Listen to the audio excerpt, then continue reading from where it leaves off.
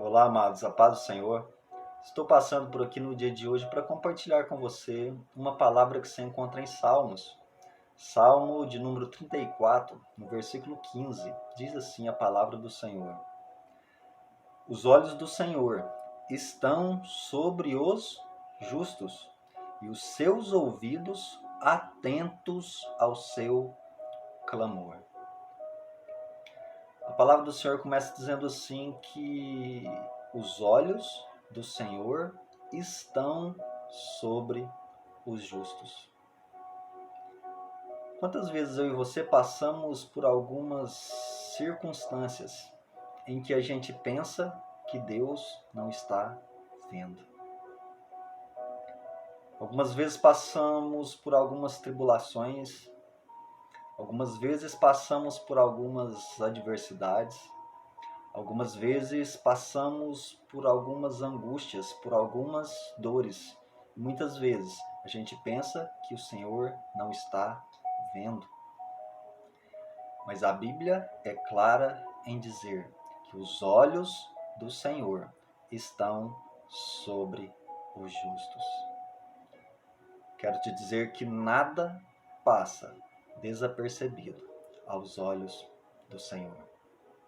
Deus está vendo tudo, amados. O fato de ele ainda não ter respondido não quer dizer que ele não esteja vendo. Amém? Mas o versículo continua. A Bíblia diz assim: os olhos do Senhor estão sobre os justos, e os seus ouvidos atentos ao seu clamor. Diz a Bíblia que os ouvidos de Deus estão atentos ao nosso clamor. A Bíblia poderia ter dito assim que os ouvidos de Deus têm ouvido o nosso clamor. Mas a Bíblia diz que os ouvidos de Deus estão atentos ao nosso clamor. Estar atento é diferente de ouvir. Repito e explico.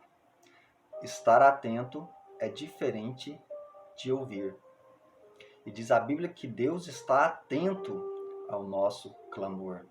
A Bíblia não diz que ele ouve o nosso clamor. Qual a diferença de ouvir e estar atento? Exemplo. Eu posso, por exemplo, estar assistindo a um jornal na televisão e uma pessoa do meu lado.